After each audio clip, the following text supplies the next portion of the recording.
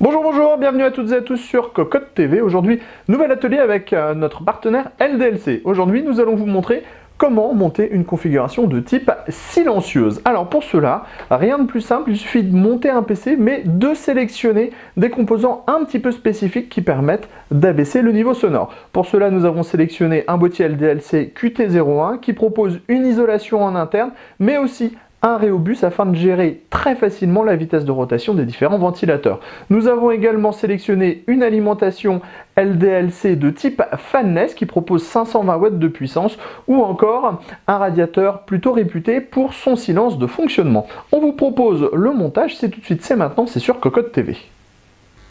Pour le montage de cette configuration, nous avons exploité une carte graphique double slot de dernière génération, une carte mère Intel Z97, un ventirad CPU Be Quiet Dark Rock 3, un 4670K, 8 Go de mémoire en provenance de chez Corsair, un SSD Plextor, un disque dur de 2 Teraoctets, une alimentation passive LDLC 520 FLP et enfin un boîtier LDLC QT01 dans sa version noire. Dans un premier temps, nous allons installer l'alimentation au fond du boîtier. Ici même, avec une alimentation de type passive, il est important de placer la grille vers le haut pour que la chaleur de l'alimentation puisse s'évacuer vers le haut et ensuite puisse être extraite de par les ventilateurs. L'alimentation se place tout simplement dans le fond, comme ceci, et ensuite il faut 4 vis pour pouvoir la fixer à l'arrière du boîtier.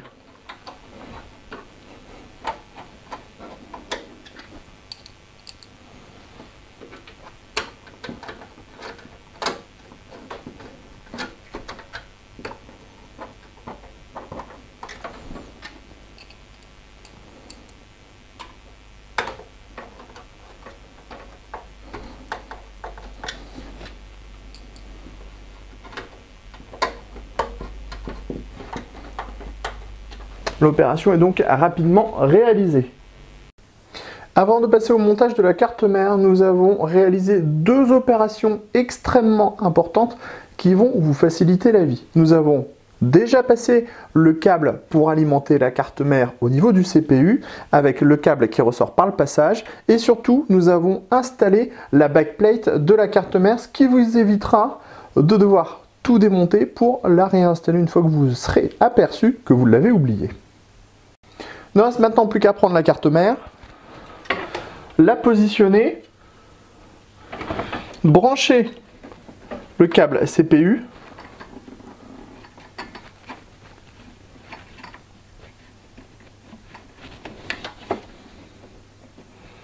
indispensable pour que votre PC puisse démarrer.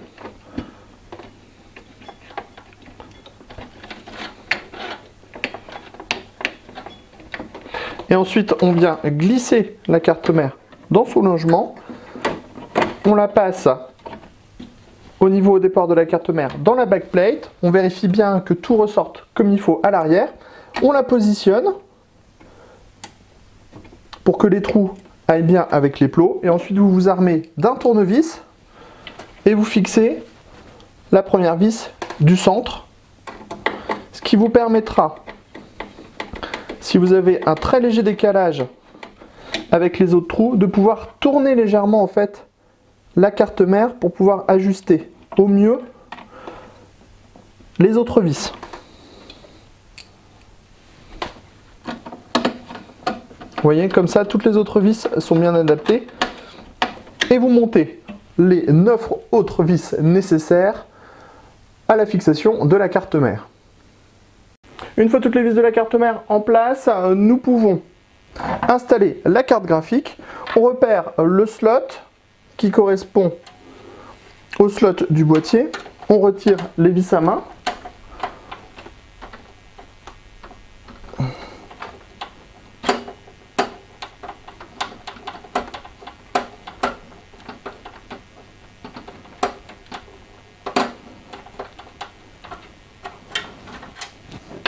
Le cache.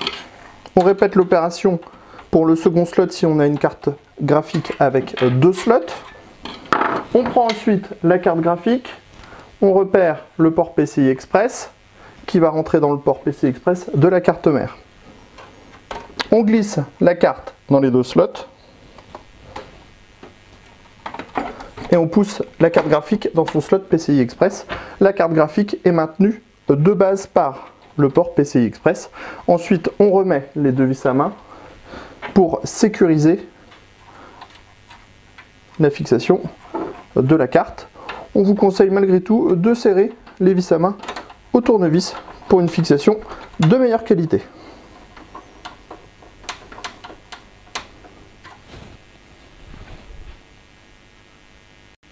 On enchaîne sans plus attendre avec la partie stockage et le disque dur ainsi que le SSD. Pour le disque dur, il suffit d'installer des rails spécifiques sur les côtés qui sont fournis dans le bundle. Une fois les 2 rails en place, on glisse le disque dur dans la cage HDD à l'emplacement que vous voulez. Le disque dur est donc fixé. Pour le SSD, nous avons le même principe de fonctionnement avec des rails à installer sur les côtés dans les trous de fixation d'origine.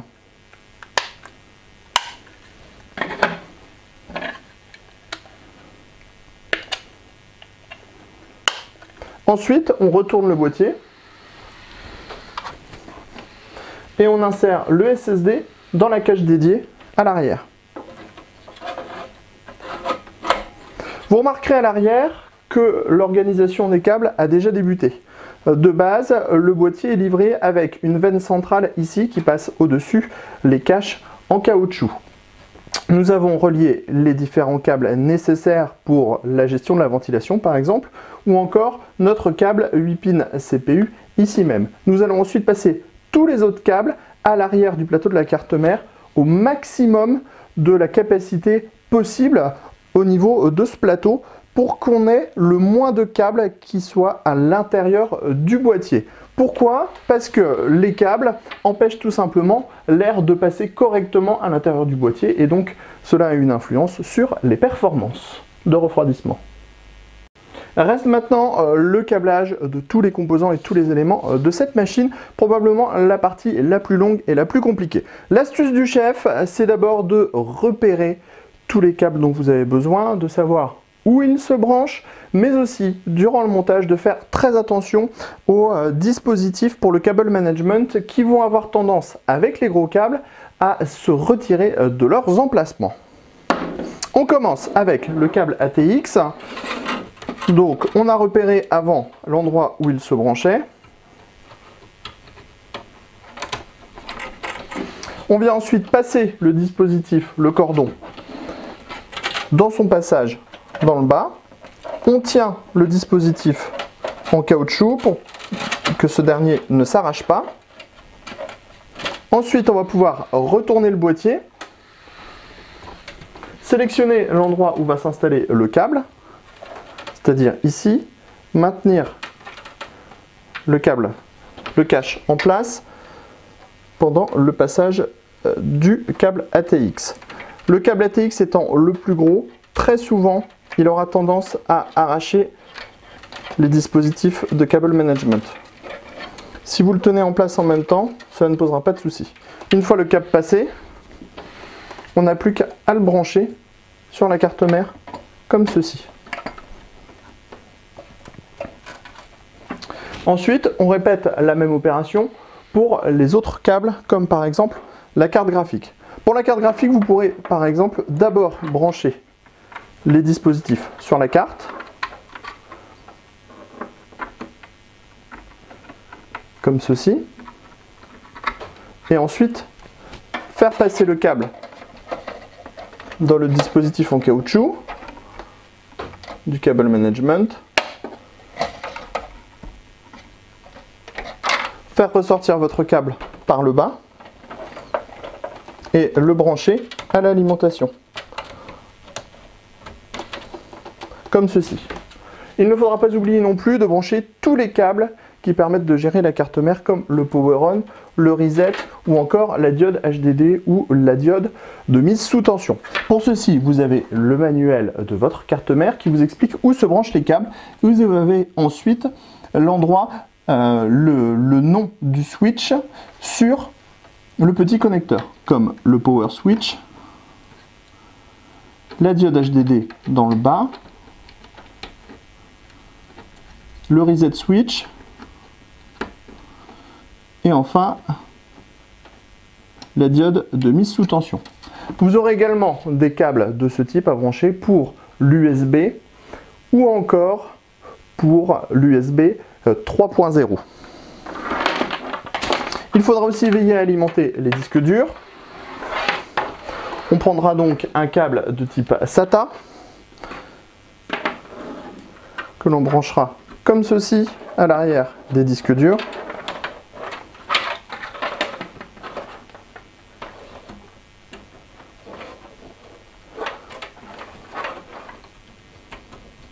Et que l'on viendra ensuite relier à l'alimentation en utilisant toujours le même passage, vous voyez,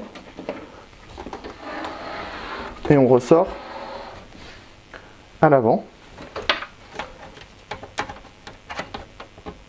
et on branche ensuite le connecteur comme ceci. Au niveau de l'alimentation, par exemple, tout est donc branché: carte mère, carte graphique, disque dur, SSD. Il faudra ensuite mettre les câbles de données à l'arrière du SSD et du disque dur. Vous voyez, c'est assez simple à faire, il y a des détrompeurs à tous les niveaux. On peut ensuite passer les câbles dans le bas.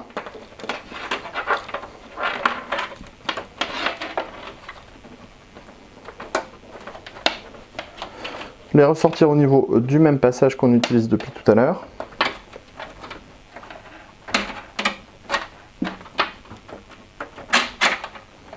Et ensuite relier le tout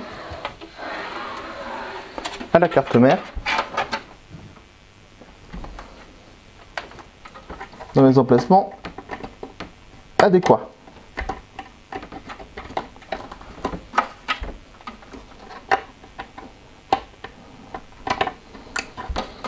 Selon les boîtiers, vous pouvez utiliser différents passages, c'est-à-dire un passage à l'arrière, directement où il y a les ports, ou un passage dans le bas si vos ports sont par exemple dans le bas.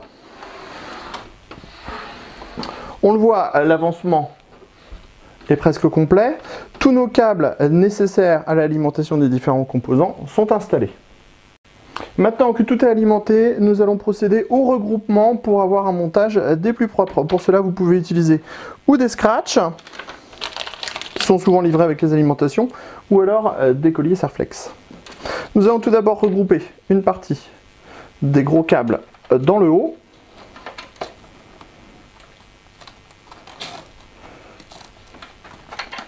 Comme ceci. Ces derniers ne pourront donc plus bouger. Nous allons faire de même à ce niveau-là, où nous avons une bonne quantité de câbles qui passent également. On attrape donc tous les câbles et on serre au maximum.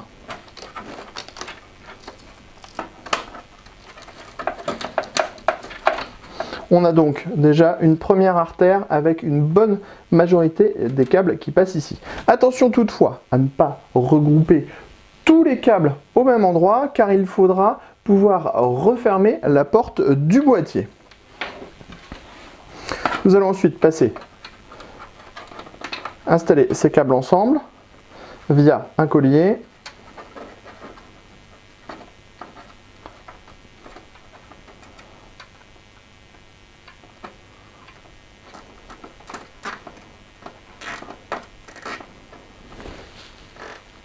L'idéal étant d'avoir une petite pince ou un ciseau pour pouvoir couper le surplus du Serflex. Ensuite, comme vous pouvez le voir, on a passé pas mal de câbles en fait dans les gorges sur les côtés. C'est un très bon moyen de dissimuler une majorité des câbles. Ici, on le voit, ça a été assez rapide. On a le câble CPU ici qui passe, ici un câble pour le ventirad et donc ici la veine centrale avec l'ATX et les différents câbles des connecteurs pour la carte mère ou encore les USB. Ensuite nous avons ici le pôle SATA avec différents câbles, dont le câble pour alimenter par exemple le Rhéobus. Une fois cette chose faite, nous n'avons plus qu'à refermer les portes. Reste maintenant à refermer le boîtier. Pour cette opération, il vaut mieux coucher le boîtier afin de pouvoir appliquer une bonne pression sur la porte, car avec les câbles, malgré tout, on va avoir par ici une petite bosse en raison de l'accumulation de certains câbles. Mais la solution est juste de passer ses bras comme ça et d'enfoncer la porte. Et vous voyez, cette dernière se ferme absolument sans peine. On peut remettre les vis à main sans problème.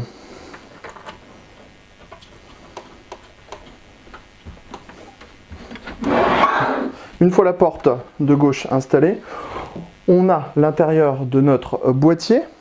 Les câbles du bas sont tous regroupés ensemble. Nous avons ici la partie SATA et ici la partie PCI Express pour la carte graphique. Là aussi, il suffira de refermer l'autre porte, installer les vis à main, brancher la machine et exploiter en bas l'interrupteur et le mode low pour avoir une machine qui sera totalement silencieuse. C'était le montage d'une machine silencieuse avec Cocotte TV et LDLC. Et sur ce, on vous dit à très bientôt.